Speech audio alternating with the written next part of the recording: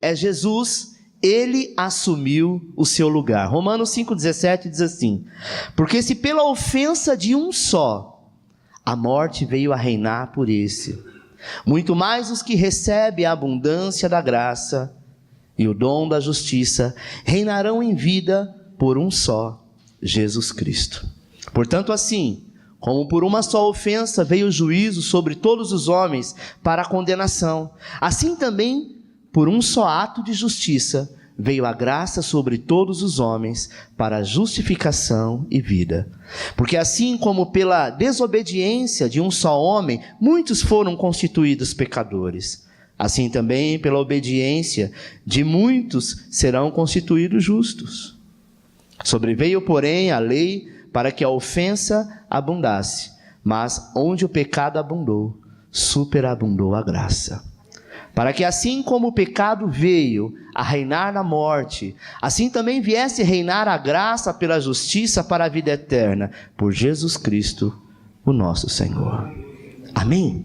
Amado, a simplicidade do Evangelho é simplesmente nos mostrar o quanto tu és amado de Deus. Talvez nós queremos fazer tanto, mas a base do Evangelho é: tu és amado. Talvez por muito tempo nós ouvimos que o Evangelho é correção, que o Evangelho é colocar você no prumo, que o Evangelho é tirar tudo que você tem de ruim e colocar agora o padrão de santidade, e agora você tem que se esforçar ao máximo para caminhar de maneira prudente, e que você não pode errar, porque se você errar, você volta a estaca zero. É mentira. A Bíblia diz que independente de quem você é, Ele te amou primeiro. É como um filho. Nós sabemos que tem filhos e filhos. Todos querem filhos maravilhosos, né? Todos querem filhos que realmente todo mundo fala bem, fala: olha, seu filho é uma bênção, seu filho é meigo, seu filho é doce, seu filho é tudo de bom. Mas também tem aqueles pais que falam: seu filho é só misericórdia. Tem pai e mãe que vai na reunião da escola, chora, uns de alegria, outros de desgosto. Tem aquele filho que, meu Deus, você tem até medo quando a escola diz assim: mãe, precisamos conversar. Você fala: o que o Joãozinho fez? Mas o Joãozinho deixou de ser amado por isso. A Bíblia diz, amado, no livro de Jó, que todos os dias o acusador se apresenta diante do Senhor. E todo dia ele olha para o Senhor e diz: está vendo lá a Luciene, a Maria, o Joaquim, o Manuel? Olha lá, errou, pecou, falhou, falou palavrão, fez um monte de coisa errada. Isso diante do Pai, assim como ele estava tentando fazer com Jó. E quando o Senhor olha para a pessoa que está falando, Ele olha do alto dos céus e não vê você, vê o sangue de Jesus Cristo que foi comprado, lavado e remido no teu lugar. Sabe, irmãos, isso não nos dá a legalidade de pecar, isso não nos dá o direito, mas isso nos corrige a cada dia, de saber que não vale a pena andar em pecado, que não vale a pena errar, porque Ele já tomou, sabe, o seu lugar. E qual era o teu lugar? O lugar de trevas, mas agora você está na perfeita luz, que é Cristo Jesus. A mensagem do Evangelho, sabe, mora em uma profunda simplicidade. No entanto, para muitas pessoas é a maior loucura a ser cumprida. Saiba que constantemente nós seremos rondados por uma voz dizendo que já ouvimos o suficiente, sabe, sobre o amor de Deus, e de que conhecemos o suficiente, sabe o quanto você pode meditar. Deixa eu te dizer uma coisa: quanto mais você ouvir que você é amado, muito mais você será inteirado nisso. Sabe, amado, tem pessoas que dizem: não, esse assunto é muito raso. Já sei que Deus me ama, eu sei que Jesus morreu por mim, eu sei todas essas coisas. Então, nós devemos saber e repetir, porque a cada dia que você repetir e reconhecer, muito mais o diabo baterá em retirada da sua vida. Porque ele não está preocupado se você é santo, ele não está preocupado se você não erra, se você não peca, ele não está preocupado se você vai na igreja todos os dias, ele não está preocupado se você jejua, se você ora, ele está preocupado quanto você sabe que é amado. Porque o quanto mais você sabe que é amado, mais você vive a glória que o Senhor pagou por você. Mais você vive o padrão que Jesus disse: tu és meu filho amado. Sabe, irmão, certa vez Paulo estava passando por uma tribulação muito grande. Estavam tentando matá-lo. O Senhor aparece para Paulo e diz assim: fique em paz. Ninguém lançará a mão de ti nesta cidade, porque eu tenho um plano contigo.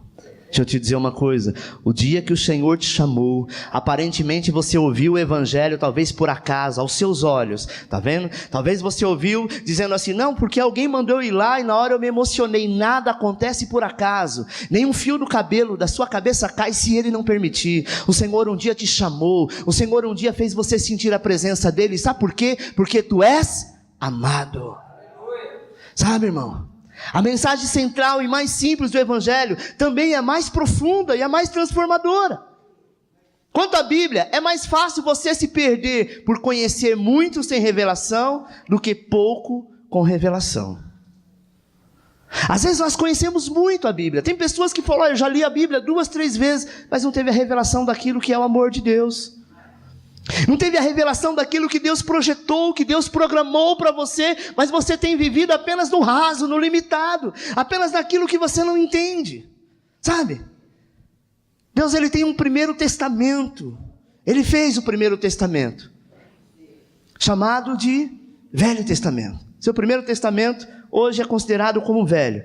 E nesse testamento estava escrito que para receber algo de Deus, você teria que cumprir todos os mandamentos que Ele havia estabelecido.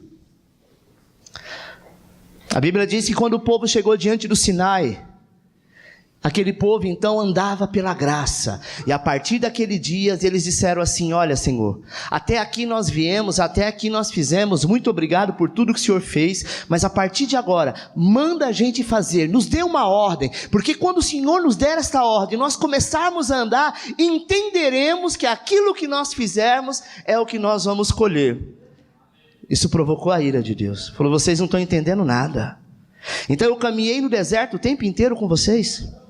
Eu caminhei o tempo inteiro, a nuvem vinha na frente, quando não ela estava atrás, a coluna de fogo, eu abri o mar vermelho. Sabe por quê? Porque vocês estão fazendo alguma coisa para merecer. Tudo que vocês têm, vocês não merecem nada, é a minha graça que te basta. Mas já que vocês querem lei, vocês acham que vocês são capazes de cumprir uma lei, e a partir desta lei vocês vão então se aproximar de mim. Absolutamente ninguém, amado, conseguiu essa façanha de cumprir todos os mandamentos de Deus. Sabe por quê? Porque se alguém um dia cumprisse o mandamento, cumprisse a lei, iria dizer: Senhor, dá licença, abre os portões aí porque eu estou entrando. Eu fiz a minha parte, eu cumpri a lei. Eu não matei, eu não roubei, eu não fiz isso, eu não fiz aquilo. Enfim, eu cumpri todos os mandamentos, nunca falhei um. Então dá licença, tio, deixa eu passar. O ser humano é muito assim: eu paguei, aqui está o recibo, eu paguei. E se você olhar, amado, todos, a Bíblia diz que todos erraram, todos falharam. O único que cumpriu a lei do começo ao fim foi Cristo. Para quê? Para poder abolir, porque aí então ele diz: agora eu vos dou um novo testamento, o testamento que é feito no meu sangue, não mais para você cumprir determinadas situações, porque independente se você cumprir ou não, eu já cumpri.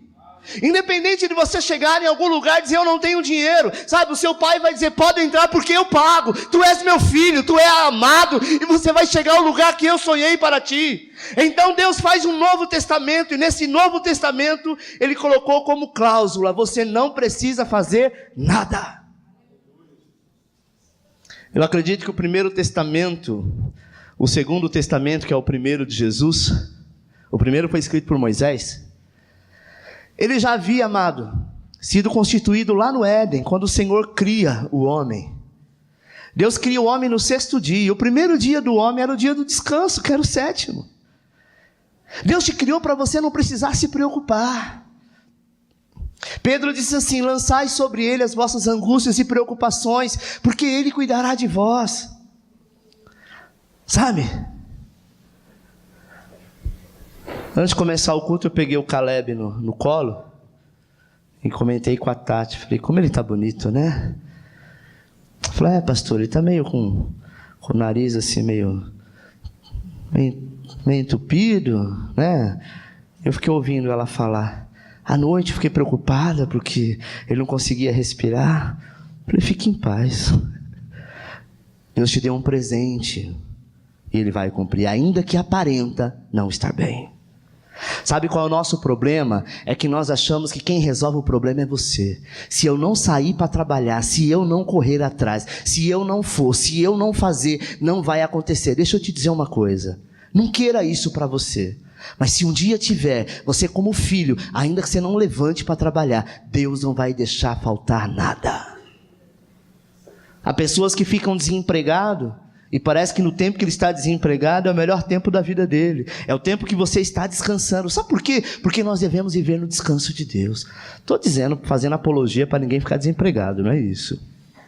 É apenas um exemplo. Estou te dizendo o seguinte, amado. Não confie em você mesmo, porque de você nada pode produzir. Sabe? Sabe por que ele diz que a partir de agora você não precisa fazer nada? Porque ele diz, eu vou fazer tudo por você. De graça você recebe todas as coisas. Seria muito óbvio, amado. Qual testamento você deveria levar no cartório? Não, ou melhor, qual você levaria? O velho ou o novo para reconhecer firma? A maioria levaria o velho. Não, mas o velho é a lei. Quando fala de cartório, fala de lei. Então você talvez deduziria, não, vou levar o velho. Sabe, 99% dos cristãos levariam o Velho Testamento. Talvez você me pergunta, pastor, mas é assim? A graça foi de graça? Não. A graça custou tudo de Deus. Custou a melhor oferta de Deus. Custou o melhor dízimo de Deus. Custou tudo que Deus tinha para que você recebesse pela graça. Sabe como que é a lei que muitos ainda vivem? É o pai chegar para o filho e falar assim, muito bem, né, querido? 21 anos de idade... Você já é de maior agora. Você sabe quanto que eu trabalhei para você ter essa calça que você tem? Você sabe quanto que eu trabalhei para você ter esse carro zero que eu te dei? Então nós vamos fazer as contas desse gasto, desses anos todos que você me deu. E você vai trabalhar e vai pagar tintim por tintim. Tem gente que acha que Deus é assim. Não, agora eu aceitei Jesus. Eu me tornei no mundo espiritual adulto. Agora eu vou ter que pagar pelo pecado que eu fiz no passado. Eu matei, eu roubei, eu me prostituí, sabe? Eu fiz um monte de coisa errada, eu abortei. Agora o que está acontecendo comigo? E ainda tem crente perturbado que diz assim, escuta, você aceitou Jesus? Agora se prepara porque o diabo vai se levantar. A luta vai ser grande. Agora vai vir tanta provação para você. Olha, segura firme, porque Ele te ama. Que amor é esse? Nós devemos olhar para as pessoas, escuta, a cruz, Ele pagou. Eu não merecia, mas Ele pagou por mim. Essa é a mensagem do Evangelho, amado, viver o amor. Para de ficar se condenando. Mas agora em Cristo nós fomos representados. A Bíblia se move por princípios do representante. Sabe por quê? Porque Jesus já fez toda a missão em nosso lugar, para que fosse simplesmente, ou que pudéssemos desfrutar daquilo que Ele fez.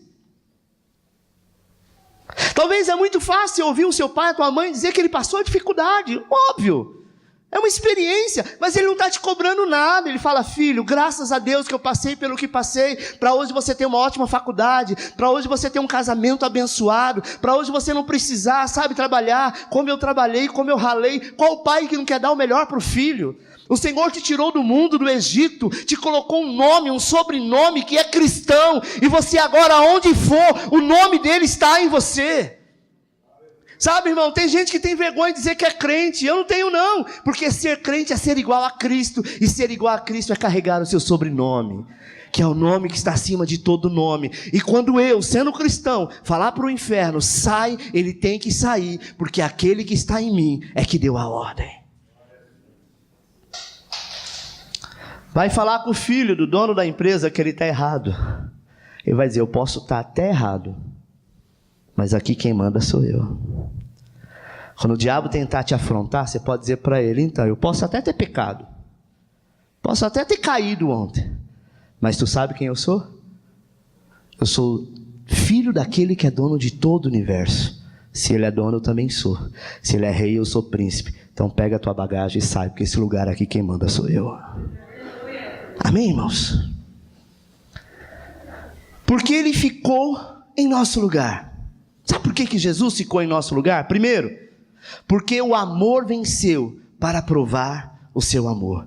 Efésios 2,4 diz: mas Deus, sendo rico em misericórdia, pelo seu muito amor com que nos amou, estando nós ainda mortos em nossos delitos, nos vivificou juntamente com Cristo, pois pela graça sois salvo. Pelo sacrifício dele você foi salvo. O amor se recusa a viver sem o outro, amado. O amor de Deus não viu graça no céu quando você já não estava lá, e por isso o amor dele conectou os céus e a terra. Você sabia que no dia que o homem pecou, o homem saiu da plenitude dos céus? Mas a cada dia, e você já ouviu muito falar disso, porque a palavra fala a respeito, que um pecador se arrepende e aceita Jesus, o que acontece no céu? Entra em festa. Por quê? Porque é mais um que voltou. É a história do filho pródigo que estava perdido e agora foi encontrado. Então imagine você, amado, cada vez que você entra na presença dele, cada vez que você entende o quanto você é amado, mais uma vez o céu faz festa, porque o diabo foi derrotado. Imagine, amado, o céu é o melhor lugar que existe, e a Bíblia diz que ele ficou sem sentido se você não estiver lá. Qual é a mãe que todos seus filhos são casados e já têm netos, que não se alegra quando todos vão para a casa dela? E aí ela vai então, cozinhar o seu melhor prato, fazer aquilo que o genro gosta, que o neto gosta, que o bisneto gosta, que o tataraneto gosta, depende da idade. Talvez você fale: coitada, deixa eu ajudar a mãe, se possível, ela fala: não precisa fazer nada. E a Bíblia diz que nós somos homem, cheio de falho, quem diria Deus? Talvez você fique: coitado de Deus, eu vou ficar perturbando Deus, eu vou ficar falando, pedindo toda hora, eu vou ficar orando e jejuando, incomodando o Senhor. O Senhor quer que você incomoda, o Senhor quer que você pede, o Senhor quer que você viva debaixo da tua promessa. O Senhor quer que você realmente diz: Senhor, mas eu queria tanto. Basta pedir, pedir, pedir, dá-se-vos-á. Sabe, irmãos, a vitória do amor está numa cruz cheia de sangue. O sangue que pagou o teu pecado. Pastor, eu não entendo por que ele teve que morrer, teve que sangrar, teve que escoar todo o sangue do teu corpo. Porque pecado só se pagava com sangue inocente. E não havia um único inocente em toda a terra, nem Moisés, que foi um homem muito poderoso, nem Davi, que foi segundo o coração de Deus. Deus então se faz homem, se manifesta como homem. Então vem Jesus, que não veio de uma relação sexual homem-mulher, mas o Espírito de Deus então escolheu Maria, uma bem-aventurada, e ela então deu à luz ao Todo-Poderoso. Sabe, irmãos, para que ele nunca pecou, viveu no meio dos pecadores, amou os pecadores, para que ele lá naquela cruz, ele fala: Pai, perdoa porque eles não sabem o que fazem. E ele então se entrega dizendo: Tetelestai, está consumado, está pago. Talvez você diga: poxa, mas foi um preço muito alto. Imagine Maria, ela era mãe, aos pés daquela cruz, antes da cruz, vendo ele sendo surrado. Imagina para uma mãe vendo o filho sendo sacrificado. Por algum momento talvez ela gostaria de ir lá pegar, na mão daqueles carrascos, aquele chicote, aquelas coisas, e dar na cara de todo mundo. Não faça isso com meu filho. Talvez era essa vontade, mas ela não podia, porque antes de tudo ela sabia pelo qual ele tinha vindo. Ela sabia que ele tinha que passar, mas não é fácil. Sabe, irmão, às vezes nós ficamos chateados porque algumas coisas passamos, dificuldades, algumas coisas não aconteceram no tempo que você queria, mas saiba de uma coisa: saiba o propósito da qual Deus te chamou. A sua história não vai acabar de qualquer jeito. Para que a gente possa contar a vitória, nós precisamos passar por uma luta. Para que a gente possa contar que você foi curado, primeiro você tem que ficar doente. Sim ou não? É claro que o melhor é o que vem depois. Não é verdade? As motivações de Deus em nós são genuínas, reais e profundas. A motivação do Senhor é que Jesus tem a expectativa de ser o herói do mundo. Talvez o seu herói seja qualquer um, sabe? Na ficção. Talvez você, quando era criança, queria ser o Homem-Aranha, o Batman, o Super-Homem. É engraçado que quando nós nos convertemos, nós temos um único super-herói, que é Cristo. Qual é a função do super-herói? Nos salvar, nos resgatar no momento de aflição. Eu quero te dizer que no dia que você o aceitou, ele veio na sua vida, mudou a sua história. Sabe, irmãos? E ele te fez tão somente como ele. Se nós colocarmos isso na ficção, talvez... Nós sabemos que tem uma história do super-homem, que o super-homem ele era forte, poderoso, fazia tudo. Mas o super-homem tinha algo que deixava ele fraco. Era o quê? A criptonita, não era? Do país onde ele veio. Você percebe que toda a história sempre aponta para Deus na pessoa de Jesus Cristo. Sempre tenta substituir. O super-herói, na verdade, sabe? No fundo, tenta substituir alguém. Como o coelhinho da Páscoa que tentou substituir o que verdadeiramente é a Páscoa. Mas vamos colocar que Cristo é o nosso super-herói. Quem é a criptonita que por muitas vezes nos deixa fraco? O pecado, o diabo. Mas pelo menos na história do super-homem, toda vez ele vencia o mal, porque maior era aquela força que estava com ele. Eu quero te dizer, amado, que não tem demônio ou criptonita que vai te vencer. O que vai vencer é o teu posicionamento em Cristo Jesus. Amém? O amor dele não tem a ver só com essa vida. Aliás, na totalidade dele, aqui é quase nada. O amor de Deus que tem manifestado na tua vida não é nada do que você vai ver lá naquele dia. 2, porque ele sabia que não podíamos. Romanos 3,19 diz, ora, nós sabemos que tudo o que ele diz, o que a lei diz, aos que estão debaixo da lei, o diz, para que se cale toda a boca e todo mundo fique sujeito ao juízo de Deus. Porquanto pelas obras da lei, nenhum homem será justificado diante dele, pois o que vem pela lei é pleno conhecimento do pecado. Qual é a finalidade da lei que Deus criou para o homem? Que o homem fosse salvo através dela? Não. Porque ninguém na história conseguiu ser salvo pela lei. Todos pecaram. E a lei era assim, você cumpria, você vivia talvez 70 anos. Você cumpriu 70 anos. Um dia que você errou, falhou, você voltava a estaca zero. Então, quer dizer, era impossível cumprir a lei. Amém? Mas por que a lei? A lei aponta para a graça. A lei mostra a graça. Que hoje nós não precisamos fazer nada, apenas viver o amor de Deus para que sejamos salvos. Pastor, então hoje eu posso pecar? Não. Mas se porventura você pecar, e o pecado tem que ser apenas um acidente na tua vida, o Senhor já te justificou, porque a Bíblia diz que Ele levou o pecado que está sobre ti, não o pecado do dia que você aceitou Jesus, mas a partir daquele dia, passado, presente e futuro, Ele já pagou. E quando que eu volto então a viver em algum determinado momento debaixo de maldição? Quando eu volto para a lei, achando que eu tenho que fazer alguma coisa para Deus me abençoar. Você sabia que o jejum... Tem pessoas que fazem o jejum na lei e tem pessoas que fazem o jejum na graça. Como assim, pastor?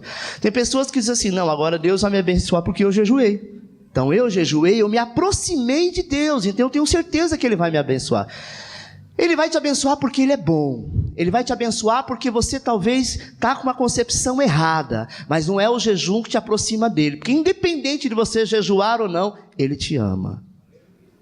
Sua mãe não vai ficar feliz com você só porque no dia das mães você teve condição de dar um bom presente para ela. O ano que você não der, você deixou de ser filho, é isso? Há muitos crentes que carregam esse fardo. Eu vou para a igreja hoje porque eu preciso buscar a presença de Deus. Claro, nós viemos à casa do Senhor, o prédio da igreja, para nos alimentar. Mas igreja somos nós. E quando eu vou, porque eu quero buscar, porque eu quero estar ao lado de alguém que eu amo, isso é válido. Mas quando eu vou achando que a minha atitude, a minha justiça própria é que vai me aproximar de Deus, eu caio dentro do parâmetro da lei. E a lei não traz bênção, a lei traz condenação. Ao dar o Velho e Primeiro Testamento, a expectativa de Deus não é que tentássemos cumpri-lo, mas que recorrêssemos a Ele. A lei não foi dada para ser cumprida. A lei foi dada para revelar a graça. A lei foi dada, não foi para ser cumprida, mas a lei foi dada para revelar a graça. É muito natural quando você vê os milagres de Jesus, e você vê aqueles fariseus que cumpriam a lei, nenhum deles foram abençoados. Mas aqueles que eram pecadores, aqueles que estavam sujeitos debaixo de maldição, segundo os olhos dos fariseus, era esse que Jesus abençoava. Percebe, amado, que Naamã, lá no Velho Testamento, havia pessoas dentro de Israel que estavam cumprindo a lei que não eram curados da lepra. Era tanto que havia um lugar onde ficavam todos os leprosos. Naamã vem da Síria, de um outro lugar que não tinha nada a ver com Deus, e quando se aproxima diante do profeta, e o profeta nem foi atendê-lo, mas o profeta mandou dizer, manda que ele banhe 7 vezes no Rio Jordão, e quando ele cumpre, o que acontece? Ele sai de lá curado. Paulo fala sobre isso. Então, aonde abundou o pecado, superabundou a graça.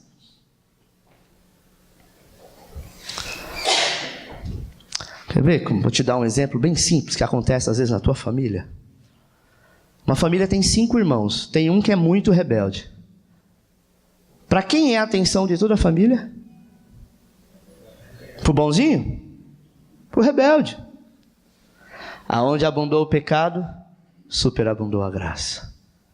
Sabe por quê? Porque todo mundo fica preocupado com ele. É capaz dele, ele é meio louco, vai que ele comete um suicídio. Vai que ele faz besteira, vai que ele faz tal coisa, vai que ele faz... E ele tá nem aí para ninguém. Sabe, irmão, dentro da igreja tem os rebeldes. Dentro da igreja tem aquele meia boca. Não pensa que ele não é amado não, porque Deus ama ele tanto quanto você. Mas você já está caminhado e Deus agora está voltado para ele, para mudar a história dele. Então aonde abundou o pecado, superabundou a graça. Amém? Todo homem possui a capacidade de mudar seus comportamentos, mas não de transformar sua natureza. É necessário nascer da água e do Espírito.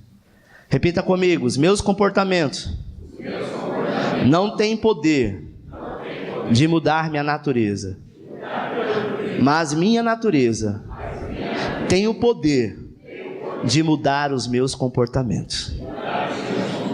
Amém? A sua natureza, agora transformada em Cristo, é que vai mudar os seus comportamentos. É engraçado que antes, aquilo que era muito legal para você, hoje já não vale mais nada. Os ambientes que você andava, que você gostava, hoje em Cristo você fala, meu, como que eu podia andar num lugar desse? Contrário era quando você estava no mundo, que olhava para a igreja e falava, Deus me livre de um dia ser crente. Agora existe aqueles que estão no meio do caminho. Mas a natureza deles, Deus vai mudar, para que ele possa enxergar a Cristo. Em nossa força, amado, não é possível agradar a Deus. Por isso, Cristo fez em nosso lugar. E agora quando nós o reconhecemos, a Ele, verdadeiramente nós agradamos ao Pai.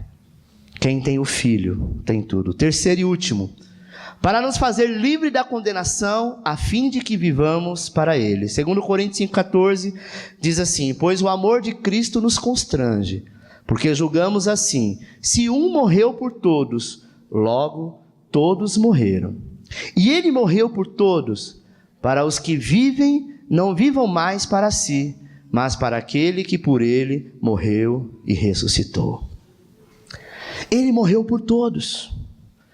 Então hoje nós precisamos entender, amado, antes de pedir a sua vida, Ele entregou a dele. É engraçado que às vezes nós achamos assim, mas por que Deus requer a minha vida? O que Deus tem comigo? Então Ele já pagou um alto preço para que você não fosse para o inferno. A vontade de Deus é que nenhum ser humano se perca, nenhum. Você pensa que Deus fica feliz quando alguém está caminhando para o inferno, que abandonou os seus caminhos, que está fazendo coisas erradas, e que se a morte vier e vai para o inferno, você pensa que Deus vai bater palma, vai dizer, bem feito, otário. Eu te chamei, você não quis. Qual é a mãe que no sepulcro do teu filho fica falando, graças a Deus, você me deu tanto trabalho, agora tu morreu? Isso não é mãe. Por mais difícil que ele seja, ele é filho e ele é amado. O amor de Deus supera todas as coisas. Ao entrar em nosso lugar, Jesus abre mão da sua herança, sabe? Porque ele recebe o nosso opróbrio, aquele castigo que era para nós, a maldição que era para nós. Ele não merecia nada disso. Ele era o eterno que se fez homem. Ele merecia ser adorado, ele merecia ser carregado no colo, mas ele não, ele se faz homem, sabe? Só pelo fato dele ser Deus e se fazer homem, ele já se humilhou muito. E aí então ele vai sofrer o meu e o seu pecado. Por quê? Porque ele te ama. Ou você acha que ele vai ficar te condenando? Para que você pudesse ser livre da condenação, pudesse viver para ele. Toda a condenação foi colocada em Cristo. Isso não está no passado, sabe? Está tanto no passado, como no presente e no futuro. Tem pessoas que até hoje acham assim, eu aceitei Jesus há 20 anos atrás. Então o Senhor Jesus pagou pelo meu preço, pelo meu pecado, daquele dia para trás. Não é verdade. Ele pagou para trás, o presente e o futuro. Amém? Então nenhuma condenação há para aquele que está em Cristo Jesus. Nenhuma condenação. Sabe por quê, irmãos? Porque agora você é cristão, você não é mais pecador. Quem falou que você é pecador? Pastor, mas eu de vez em quando cometo pecado. Cometer pecado não quer dizer que você é pecador. Porque agora ele te fez filho. Aquele que comete pecado e tem prazer no pecado, a Bíblia diz que não é dele. É por isso que muitos naquele dia vai dizer, Senhor, Senhor, no teu nome eu fiz, eu profetizei, eu falei. Ele vai dizer, afastai-vos, eu não te conheço. Sabe quando ele não vai conhecer? Quando a pessoa tem prazer em pecar. Infelizmente o diabo coloca na mente de muitos crentes da seguinte forma, não, você pode pecar porque ele já levou sobre si. Mentira, não se engane. Essas pessoas, se Jesus voltar hoje, ele fica, ele não vai. Às vezes ele está dentro da igreja. Mas eu não sou filho. A Bíblia diz que aquele que é filho nasceu de novo. Ele pode até pecar, pode até acontecer, mas ele não provoca, ele não fica atrás, ele não fica dizendo, não, mas eu peco mesmo, eu faço porque Deus é bom, mas Deus também é justiça. Sabe, irmãos, nós estamos muito perto de acontecer o que a igreja pregou durante todos esses anos, há 2000 anos, a volta de Jesus Cristo. Recentemente estava vendo uma matéria da Intel. Eu particularmente gosto muito de tecnologia, então eu sempre acompanho tudo que está dentro de tecnologia. Então dentro de 10 anos no máximo, estão desenvolvendo um sistema que chama-se nanosistema. São milésimos de robô que vai ser engolido por uma pílula e ele vai então habitar dentro do seu organismo. E esses robôs, eles vão combater vários tipos de doença, eles vão rastrear como um computador, né, como um antivírus, que vai rastrear o seu organismo, isso já é possível, e vai dizer o que acontece. Pastor, isso já é possível? Sim. Existem relógios, sabe, que mede a sua pulsação, mede qual é o seu índice no seu sangue, se está acima, se está abaixo. Então, amado, isso é muito simples. Aí você fala, uau, que legal, mas aonde Jesus está nisso? Muito simples. Sabe qual foi e sempre será o trunfo da igreja de Cristo na terra? Cura, milagres, que é o que manifesta a glória de Deus, sim ou não? Porque o batismo com o Espírito Santo, sentir a presença, é você, as pessoas não estão vendo. É o paralítico levantar e andar. Acredita-se, dentro de 10 anos não vai haver mais paraplégico. Dentro de 10 anos não vai haver mais cego. Amém? Muitas doenças que antigamente cegavam já não cega mais. Muitas situações que antes era impossível, hoje é possível. Para quê? Para que não precise mais, o diabo quer que não precise mais de Cristo, e sim da tecnologia. Então perceba, você que é crente, Nós estamos caminhando e não adianta a gente dizer, eu não vou mais mexer com tecnologia hoje, em nome de Jesus está amarrado. Não tem como, que tudo é tecnológico. Até para você sacar um dinheiro no banco, você precisa de tecnologia. Então nós vamos estar envolvidos nisso. E o diabo, ele quer fazer o quê? Te tirar daquele foco principal que é Cristo. E nesse tempo, amado, Jesus voltará. A Bíblia fala sobre as 10 virgens, em que 5 eram prudentes, 5 eram loucas. 5 estavam prontas, sabe? Com as suas, o seu azeite pronto para manter o fogo aceso. O azeite é a presença de Deus. Sabe, o fogo é a glória do Espírito Santo, é a manifestação do Espírito Santo. E aquelas que eram virgens, separadas, crentes, mas elas estavam sem o azeite, ou seja, ao tempo foi se ocupando com as coisas desse mundo, foi dando crédito para as coisas desse mundo, continuou filho, mas no momento que o noivo veio, elas não estavam prontas, a porta fechou. Sabe, irmãos, deixa eu te dizer uma coisa, essas 5 virgens foram para o inferno? Não, elas foram salvas. Só que elas ficaram nas trevas exteriores. A Bíblia nunca falou que o inferno é trevas exterior, nunca. Até porque o inferno é uma bola de fogo, então há muita luz, a luz do fogo. As trevas exteriores que Mateus fala aqui a respeito, e quando cita das virgens, fala daquelas que vão estar próximo do Senhor, naquele dia serem salvas, mas elas vão estar no lugar onde a luz de Cristo não vai estar, que é a pior coisa, é você estar no lugar, e você não poder viver desse lugar da qual você foi, e serão punidos. Quantos crentes vão para esses lugares exteriores? Serão talvez até salvos, mas o tempo que eles enviam, alimentar as suas candeias, alimentar as suas lamparinas, com a presença do Espírito, buscando, estava olhando para o mundo como estavam as 5 virgens loucas. O mundo pode ser muito legal, mas ele está lá. Ele é tão legal que as pessoas que estão lá querem vir para cá. Amém? Uma coisa que nós precisamos entender: nós não vamos para a igreja, nós somos a igreja.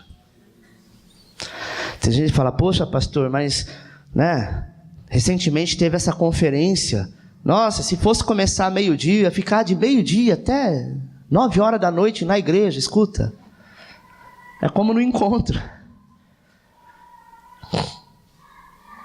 Quanto mais tempo você está, mais você se manifesta quem você é. No mundo você fica 24 horas. E o mundo tem o quê? Para nos oferecer nada. Mas no mundo eu trabalho, então. Você vende o seu tempo. Quando nós trabalhamos, significa que você está vendendo o seu tempo por um determinado valor. Até o dia que o comprador diz, eu não quero mais seu tempo. Então saiba que tudo que você produz não é o que você faz, é o que a misericórdia dele se estabelece. Até quem está no mundo, até quem adora Lúcifer, a Bíblia diz que o sol brilha para todos. Mas naquele dia, a pessoa não vai poder dizer, não Senhor, não é porque eu não te servia que o Senhor me deixou passar fome. Eu não te servia, eu servi outros deuses, mas o Senhor me deixou passar dificuldade. Ninguém vai poder dizer isso para ele, sabe por quê? Porque o sol brilhou para todos.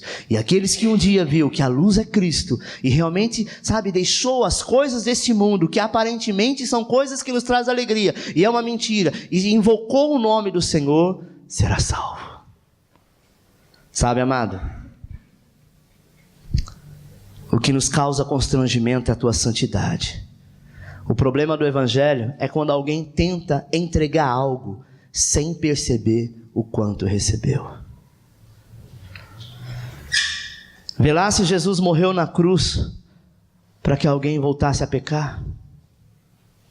Mas por meio desse sacrifício, ainda que você peque, o amor dele é com você. João 8,10 diz, e endireitando-se Jesus, e não vendo ninguém mais do que a mulher, disse-lhe, mulher, onde estão aqueles teus acusadores? Ninguém te condenou? E ela disse, ninguém, Senhor. E disse-lhe Jesus, nem eu tampouco te condeno, vai-te e não peques mais. Nunca haveria sucesso no vai e não peques mais, sem antes haver o eu não te condeno. Primeiro ele diz: eu não te condeno pelo que você pecou, pelo que você fez, pela vida que você achou melhor ter. Nem eu te condeno. Se alguém te condenou, não, muito menos eu. Vai e não peques mais. Para que ele disse isso? Vá e não peques mais. Para que não haja outros que viessem te acusar. É engraçado, amado, que no filme de Mel Gibson, Jesus ajoelha nesta hora e faz um risco no chão. É até interessante aquele risco que ele faz, né? O filme dá aumenta o volume daquela areia. É até interessante. Mas aonde aconteceu isso? Lá em Israel não tinha areia, era pedra. É interessante, amado, que a mesma lei de Moisés lá no Monte Sinai, quando Deus escreve com o seu dedo na pedra, era condenação. Mas esse mesmo Deus, agora no Novo Testamento, em Cristo, Ele escreve na pedra. Não se sabe o que Ele escreveu, mas a palavra que deixou ênfase é: eu não te condeno. A lei condenava, mas a graça te deixa em paz. A graça disse: eu até entendo a tua fraqueza, que você errou, que você falhou, que você pecou, não deve fazer isso, mas eu continuo te amando. Sabe, irmãos, uma coisa que nós devemos entender, que a revelação da justiça ela é antes da revelação da santidade. Você precisa ser santo? Sim, mas independente de qualquer coisa, você é justo. A justiça de Cristo está em você. E aí, para concluir, Barrabás, um grande assassino, um dos homens piores que houve na época, ele foi o primeiro a ver Cristo assumindo o teu lugar. Sabe? Aonde abundou o pecado, superabundou a graça. De repente, o primeiro a assumir ou viver a graça podia ser uma pessoa boa, não é? Vamos fazer o seguinte, vamos sortear aqui, a melhor pessoa vai ter um prêmio. Não é assim o normal? Sabe o que Cristo fez? O pior: eu vou te abençoar, eu vou assumir o seu lugar. Então ele assume o lugar de Barrabás. Sabe qual foi o segundo que experimentou este lugar? O ladrão da cruz. Só gente boa. Primeiro foi o pior dos ladrões, o segundo foi outro ladrão, e o terceiro só não recebeu porque ele não quis. Ele disse assim: se você é o Cristo, se você é Deus, sai da tua cruz aí agora, e vem salva você e salva nós. Mas o outro diz: mestre, quando entrares no teu reino, lembra-te de mim. Jesus olha para ele mesmo com dor, amada. Quem já pisou num prego ou num espinho, e por alguma razão não conseguiu tirar aquele espinho do teu dedo, e você tenta andar, e é um negócio muito pequenininho, mas você não consegue pôr o pé no chão. É ruim, não é? Se alguém mandar você correr, então é melhor te pegar, porque você não vai conseguir correr, porque tem um espinho no teu pé. Eu quero te dizer que Jesus tinha um cravo, um prego cravado nos 2 pés dele, e ele não foi, amado, crucificado com o corpo ereto, esticado. Ele foi crucificado assim. Desta mesma forma, os seus braços estavam tão estendidos que ele não conseguia respirar direito. Quando ele fala para este homem: hoje mesmo estará comigo no paraíso, ele teve que encher o pulmão de ar, ou seja, os pregos estavam nos seus pés, ele teve que se colocar em pé, respirar, sentindo dor, para dizer: mesmo com dor que eu estou sentindo, hoje estarás comigo no paraíso. Quando ele olha para aquela mulher, a mãe Maria, que estava aos seus pés, ele diz: mulher, eis aí o teu irmão. O que ele quis dizer com isso? Tudo que se fazia naquela época tinha que ser no meio de todos. Assim como ele assume em Caná da Galileia, quando ela fala do vinho, ele fala: mulher, que tenho eu contigo. Quem ouve esta mensagem fala assim: nossa, Jesus foi grosso. Não era. Este era o testemunho, era a forma que você se manifestava e falava diante de uma sociedade, e aquilo mostrava quem você era. Naquele momento ele assume o lugar de José. Na cruz ele coloca João no seu lugar, porque se Maria, ela tivesse sido então não abandonada naquele momento, ela não tinha mais José que a sustentasse. Os seus irmãos ainda não eram habilitados para isso, apenas Jesus. E ele, no momento da dor, ele diz: mulher, eis aí teu filho. E ele fala para João: eis aí a tua mãe. Ele não desampara, nem no momento da sua dor ele não te desamparou. Agora ele está num corpo glorificado, assentado à destra de Deus Pai, esperando a 7ª trombeta tocar para te levar para morar com Ele eternamente. Eu quero te dizer que Ele não vai te abandonar em hipótese alguma, porque o amor dele já prevaleceu tudo isso.